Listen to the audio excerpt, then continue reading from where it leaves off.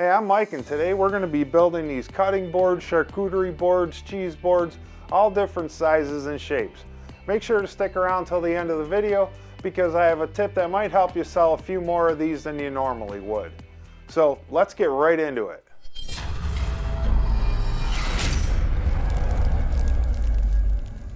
Alright, to get this project started, I have some different materials in different thicknesses. I got some walnut, some cherry, and some maple.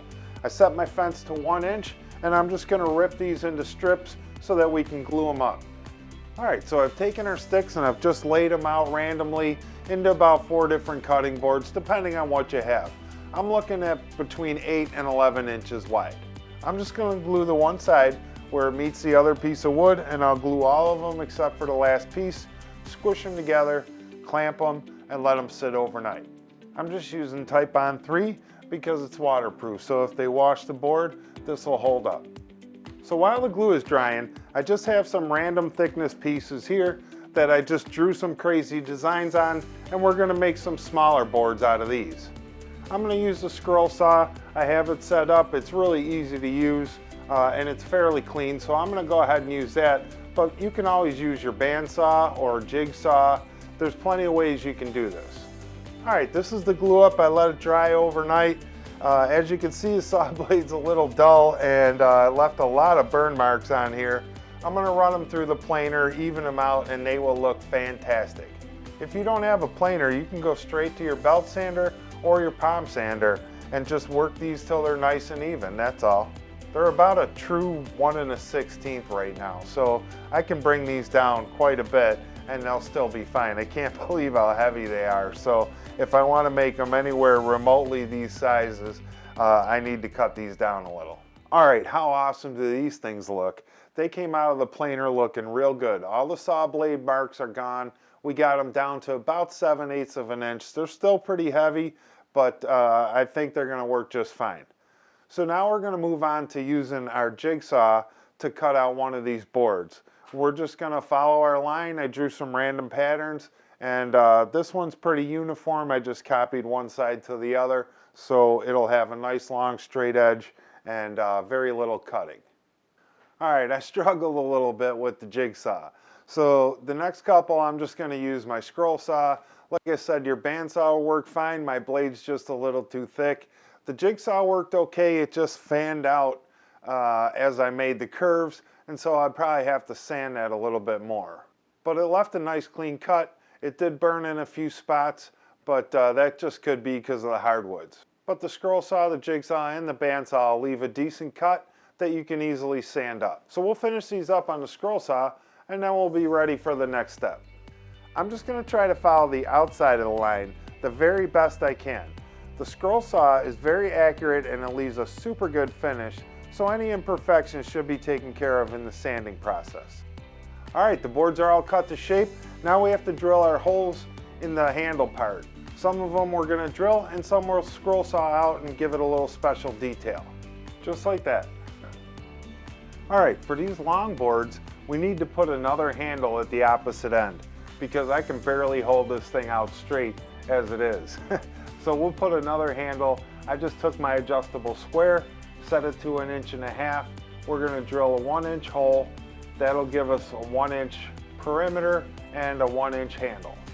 Once we have the holes cut, we'll just connect them with a straight edge, take them over to the scroll saw, and cut out that middle piece. Alright, we got cutting boards everywhere. They're all ready for sanding. We're going to start off with 80 grit. We're going to pay close attention to make sure we don't have any saw blade marks, that we get the sides nice and smooth. We'll sand them top and bottom with the 80 grit and make sure that there's no blemishes anywhere. Alright, so we sanded our boards up to 80. Now we're going to round over the corners with an 1/8 inch round over. Remember to go counterclockwise on the outside and clockwise on the inside of the hole and the handles. As soon as we finish with the 1/8 inch round over, we're going to go straight into our 120 sandpaper. We're going to hit all these again, taking off all the burn marks, anything that the router left, and make these surfaces super smooth.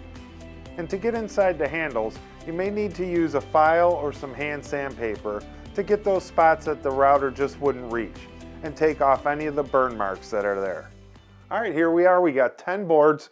They all look fantastic. We've taken them through the grits on the sandpaper with the round over edge. I did spritz them with some water and popped the grain and sanded that with 150 sandpaper. I didn't film that because how much sanding do you guys want to see?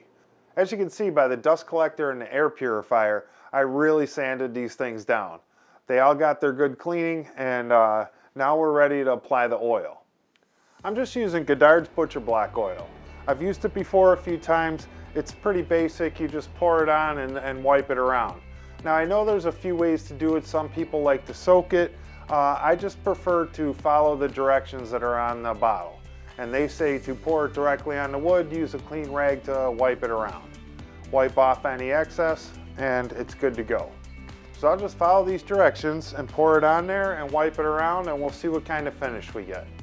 And as you can see, my overhead storage here is a great place to let these hang to dry. We'll hang them up and then we'll buff them in a few hours. To finish all these boards off, I'm going to use 731's Outlaw's board butter.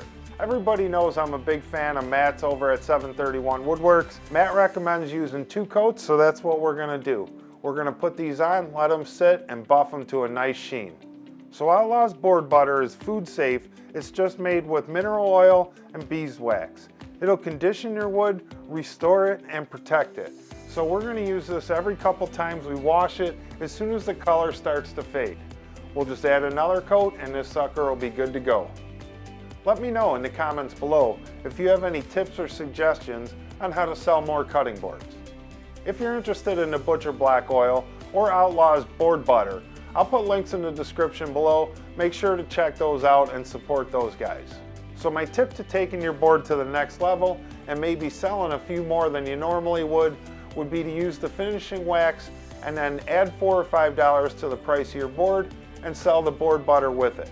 They think they're getting a deal. You're giving them some kind of conditioning to really take care of your board that they're going to have in their house for many years. I think it's a good idea and I plan on doing that. Another tip I would have is if you're going to sell your boards online, to try to take the best quality pictures you can, stage up the board and make sure to take a picture without anything on it so the customer sees what they're getting. This is one of the great projects that you can stage and then eat the staging material. If you like these cutting boards and easy projects that sell, go ahead and subscribe, like, hit that bell icon so you can stay informed with everything woodworking. And remember to always create and inspire. Thanks for watching. We'll see you on the next video.